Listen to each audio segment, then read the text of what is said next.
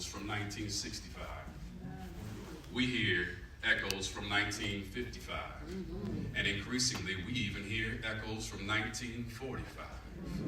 Loud and clear in 2025. And it sounds a lot like the echoes of their ancestors. I just came to talk about what I'm talking about this morning. When we hear Donald Trump sign an executive order gutting diversity programs or the Equal Opportunity Act, we hear echoes of Jim and Jane Crow. When Elon Musk allows white supremacists to flourish unchecked on social media while punishing those who call out injustice, we hear the echoes of the plantation owner who feared the power of a literate slave who knew that free speech only meant for some. When Republican legislatures strip away voting rights, closing polling places in black communities, and pass laws to make it harder for us to cast a ballot, we hear the echoes of poll taxes and literacy tests. When they roll back protections for women, attack reproductive rights, and strip away policies meant to level the playing field, we hear the echoes of a society that has always sought to control black bodies on auction blocks, in courtrooms, in hospital rooms, in classrooms, in boardrooms, and in bathrooms. I know we came to celebrate. We have to tell the truth this morning. When they rewrite history to tell students that slavery had its benefits and black folks learned some skills during slavery. When Black Studies is attacked as indoctrination, when books by Toni Morrison and James Baldwin and bell hooks are banned, when states erase black history from school curriculums, we hear the echoes of plantation owners who made it illegal for our ancestors to read, who burned our stories, who tried to erase our truth. When the Department of Education tells universities to stop considering race in admissions, we hear the echoes of those who jeered at the Little Rock Nine, those who fought busing, those who swore that black children did not belong in their schools. We hear the echoes of the Southern Manifesto, the lawmakers who vowed to resist desegregation by any means necessary. These attacks on black education, y'all, are not new. They are part of a long tradition, a tradition that says if we cannot enslave you, we will keep you ignorant. If we cannot segregate you, we will find new ways to lock you out, to lock you down, or to lock you up. And if that wasn't enough, the Department of Justice has dismantled its archives on bad policing and announced that it will turn its focus away from white domestic terrorist groups like the Proud Boys. Instead, they will target Black Lives Matter. Instead, they will criminalize Antifa. Instead, they will punish student protesters who dare to speak out against the atrocities happening in Gaza. And when they do this, we hear the echoes of their ancestors, the ones who called us thugs for marching for our rights, the ones who turned dogs and hoes on our children, the ones who told us that we were the real threat while the real danger sat in courthouses and police stations writing laws to justify our oppression. And when they are determined to deport black and brown people but welcome white South African refugees, we hear the echoes of colonization and apartheid. We hear the echoes of the American immigration policies that shut the door to Haiti but kept it wide open for European nations. We hear the echoes of a system that has always known how to protect its own while calling others illegals in a land that was stolen to begin with. These echoes are loud, y'all. They ring from the halls of power. They thunder from the state legislatures. They whisper through algorithms that shape what we see and hear on social media. And if we are not careful, if we are not vigilant, they will drown out the voices of our own ancestors. The ones who fought, the ones who built, the ones who bled, the ones who refused to bow. But hear me when I say this, we have a choice this morning in whose echoes we will amplify. Because just as surely as we hear the echoes of oppression, we also hear the echoes of resistance. When they tell us that we are powerless, we hear the echo of Frederick Douglass, who said power concedes nothing without a demand. When they tell us to be patient, to wait our turn, we hear the echo of Fannie Lou Hamer, who said, I am sick and tired of being sick and tired. When they try to erase our history, we hear the echo of Dr. Carter G. Woodson, who created Negro History Week in 1915 because he knew that they would try to bury the truth. When they try to break our spirits, we hear the echo of Harriet Tubman, who told us, if you hear the dogs, keep going. If you hear the torches in the woods, keep going. If they're shouting after you, keep going. When they try to silence us, we hear the echoes of Ida B. Wells, who picked up a pen and documented the horrors of lynching when no one else would. When they tell us we will never be equal, we hear the echo of Malcolm X, who told us we didn't land on Plymouth Rock landed on us. And when they tell us to stop fighting, when they tell us to give up, to accept defeat, we hear the echo of Martin Luther King Jr., who said the arc of the moral universe is long, but it bends towards justice. But let me be clear.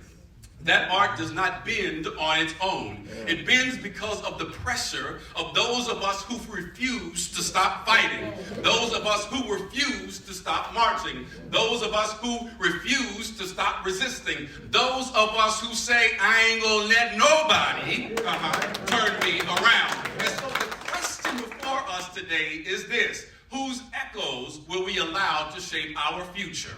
Will we allow the echoes of white supremacy, of fear, of hate, of division to drown out the echoes of our own people? Or will we raise our voices to match the voices of those who came before us? Will we echo the courage of Nat Turner, who refused to accept slavery? Will we echo the brilliance of Mary McLeod Bethune, who built schools when they said we could never be educated? Will we echo the fearlessness of Angela Davis, who told us that freedom is a constant struggle? Will we echo the endurance of John Lewis, who walked across the bridge knowing that billy clubs and tear gas awaited him on the other side, and he greeted them calling it good trouble? Will we echo the faith of mothers and fathers who sat their children down at night, despite all the hatred outside their doors, and told them, you are somebody no matter what the world says about you? Because we are in a moment of choosing. The echoes of our ancestors are ringing loud. The echoes of their ancestors are ringing loud. But we must amplify the echoes of our ancestors. And how do we do that? We do it by voting even when they try to stop us. We do it by teaching the truth even when they try to ban it or erase it. We do it by standing in solidarity even when they try to divide us. We do it by fighting even when the battle seems impossible to win. Because this fight, y'all, is not new. It's never been new. It's been going on since 1619. It's the same fight that our ancestors fought. It's the same fight that we are fighting. And it might be the same fight that our children are fighting. But we stand not here for the first time. We stand here hearing the echoes of our ancestors. And their voices are in us. Their strength is in us. Their wisdom, y'all ain't really feeling me like I need you to in this place, is in us. And so to the young people in the room this morning, especially to the college students who are facing this fight afresh, we need you to remember that you too are the echoes of our ancestors. You are the echoes of the Little Rock Nine. You are the echoes of James Meredith, who walked onto the campus of Ole Miss under federal guard. You are the echoes of the student organizers, the bus boycotters, the sit-in protesters, the freedom riders who risked everything before they even knew what life had in store for them. And young people, we need you to make sure that the echoes of our ancestors don't die. We need you to amplify and be the echoes of our ancestors to make sure that they don't fade. And before I take my seat, before I head back to Louisville, back to the Department of Pan-African Studies, before they try to shut it down, let me go ahead and remind everyone here at this prayer breakfast that we are at this prayer breakfast, that we are, everyone in here, the answered prayers of those who came before us. We are the answered prayers of Big Mama and Grandmama and Granddaddy and our mothers and fathers who prayed that even though they wouldn't make it over, we would be here today. We are their answered prayers. We are the wildest dreams of the enslaved. We are the children and the grandchildren of those who refuse to die in bondage, refuse to die in silence, refuse to let the story end with their oppression. And so we will not stop fighting now. We will not stop pushing forward. We will not let our ancestors' struggles be in vain. The echoes of their ancestors are growing louder, but we are here to answer back. We answer back because this is not just about policy, this is personal. We answer back because we know that they know that we know, just as their ancestors knew, and our ancestors knew, that when black people are educated, organized, and unafraid, we are unstoppable.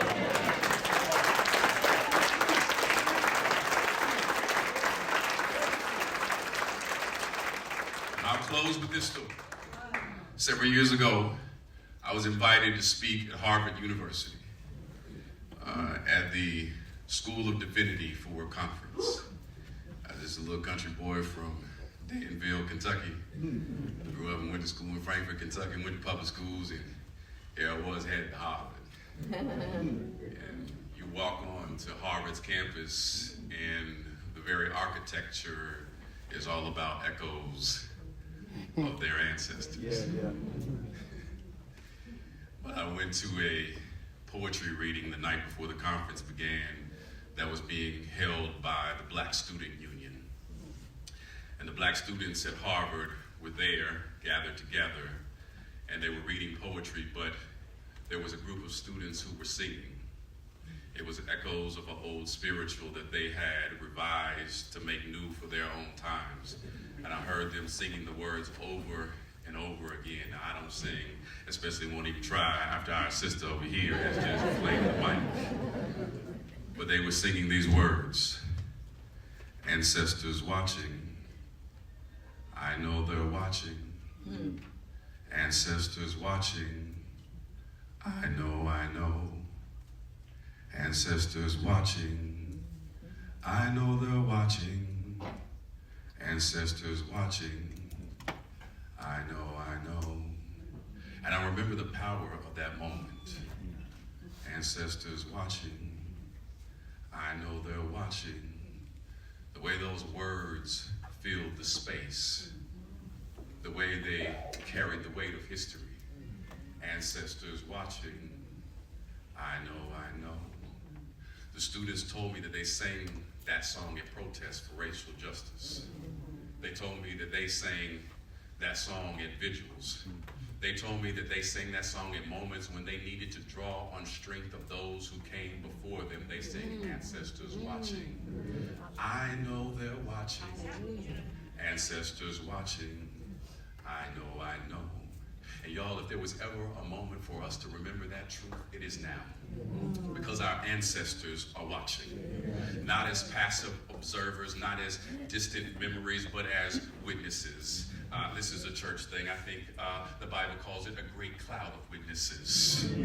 But they are there watching us to see if we will rise to meet this moment, watching to see if we will fight for the rights that they bled for, watching to see if we will answer their call. And so as we prepare to move forward in this program, I want to invite you into this moment with me.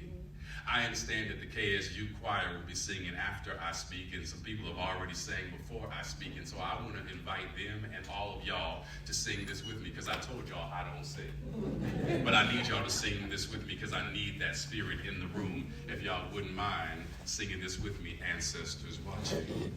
I know they're watching. Ancestors watching. I know. Ancestors watching. I know they're watching. Ancestors watching. I know. Ancestors watching. I know they're watching. Ancestors watching. I know. Ancestors watching. I know they're watching. Ancestors watching. I know. Now let's take it a little bit step farther, because they're not just watching, but they're calling. They're calling us to stand up. They're calling us to push forward. They're calling us to fight for our children and our children's children and their children's children. So let's remix that and sing Ancestors Calling. I hear them calling. Ancestors calling. I know. Ancestors calling. I hear them calling. Ancestors calling, I know, ancestors calling, I hear them calling, ancestors calling, I know, ancestors calling, I hear them calling, ancestors calling, I know. Now y'all keep humming that.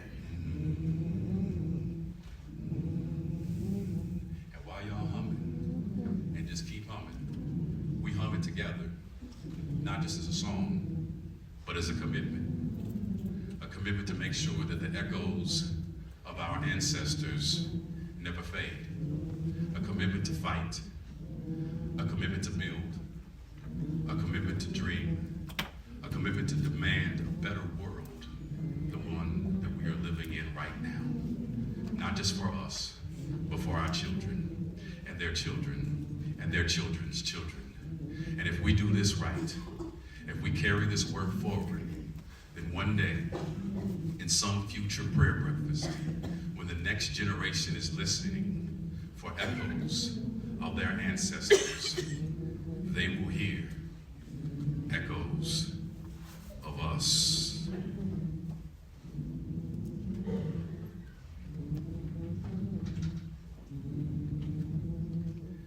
Ancestors watching, I hear them watching. Ancestors watching, I know. Ancestors watching, I know they're watching. Ancestors watching, I know.